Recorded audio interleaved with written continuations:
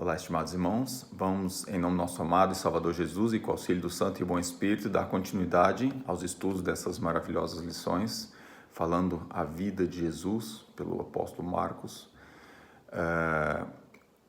Vamos estudar o segundo tópico, que tem o título Revelando o Futuro aos Discípulos. A pergunta A vem trazendo como é que Jesus revelou claramente o futuro aos discípulos. No texto de Marcos 8:31 e 9:31, vem trazendo ali Jesus antecipando a eles o que ia acontecer com ele. E começou a ensinar-lhes que lhe importava que o Filho do Homem padecesse muito e que fosse rejeitado pelos anciões e pelos príncipes dos sacerdotes e pelos escribas, e que fosse morto, mas que depois de 3 dias ressuscitaria.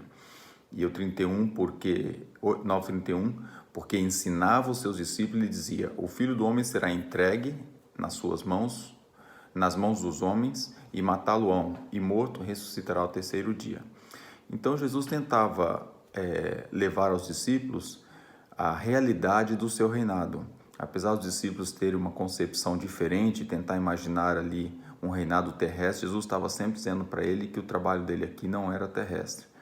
E vamos ver como é que foi a reação deles, né? Pergunta B. Como Pedro reagiu e também os demais discípulos? Então, em Marcos 8:32, diz: e dizia abertamente essas palavras, e Pedro tomou a parte e começou a repreendê-lo. Pedro não concordava muito com essa situação. E depois os outros, mas eles não entendiam essas palavras e receavam interrogar.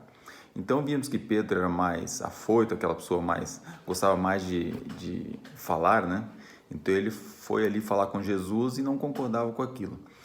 Já os outros discípulos ficavam com aquela situação pendente e não tinha noção realmente do que era, e tinha receio de perguntar, talvez com medo de ficar sabendo a verdade, né?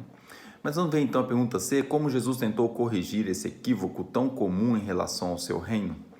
É a pergunta relatada pelo apóstolo João, dos 8:36, diz assim: respondeu Jesus: o meu reino não é deste mundo. Se o meu reino fosse deste mundo, lutaria os meus servos, para que eu não fosse entregue aos judeus. Mas agora o meu reino não é daqui. Então Jesus respondeu abertamente. O apóstolo João declara, né, traz aqui essa declaração de Jesus, de que ele disse abertamente que o reino dele não era deste mundo. Como muitos confundem o reino da graça com o futuro reino da glória? Essa é uma pergunta para nós. O que a resposta disso está na Pena Inspirada, no Desejado, no Desejado de Todas as Nações, página 509 e 510, e também no Conselho sobre Saúde. Vamos ver o que diz. Hoje, no mundo religioso, há multidões que acreditam trabalhar pelo estabelecimento do reino de Cristo como um domínio terrestre e secular. Elas pretendem fazer de Nosso Senhor o governante dos reinos deste mundo, o líder de seus tribunais e acampamentos, de suas assembleias legislativas e de seus palácios e mercados. Esperam que ele governe através de decretos legais promulgados pela autoridade humana. Cristo não está em lugar algum em pessoa. Eles mesmos se comprometem a agir em seu lugar para executar as leis de seu reino. O estabelecimento de tal reino é o que os judeus desejavam nos dias de Cristo. Eles teriam recebido a Jesus se ele estivesse disposto a estabelecer um domínio secular, impondo o que eles consideravam ser leis de Deus, as leis de Deus, tornando-os os expositores de sua vontade e os agentes de sua autoridade. Mas ele disse: o meu reino não é deste mundo. Ele não aceitaria o trono terrestre.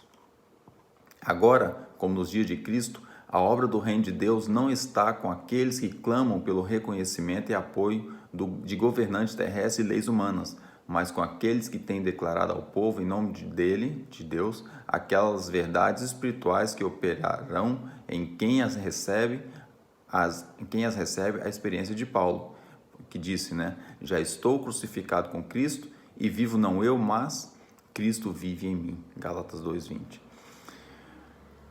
Continuando o texto agora sobre o Conselho de Saúde. Muitos de nós somos como rochas brutas da pedreira, mas ao nos agarrarmos à verdade divina, sua influência nos afeta. Ela nos eleva e remove de nós toda imperfeição e pecado, sejam de que natureza for. Assim, estamos preparados para ver o Rei em sua formosura e finalmente nos uniremos aos anjos puros e celestiais no reino da glória. Então traz para nós aqui, muitas vezes nós estamos agindo como os discípulos, estamos tão envoltos nesse mundo, tão atrás de bens materiais, tão atrás de, às vezes, sobrevivência até, que não nos apercebemos que a nossa concepção está sendo igualzinha dos discípulos da época, né?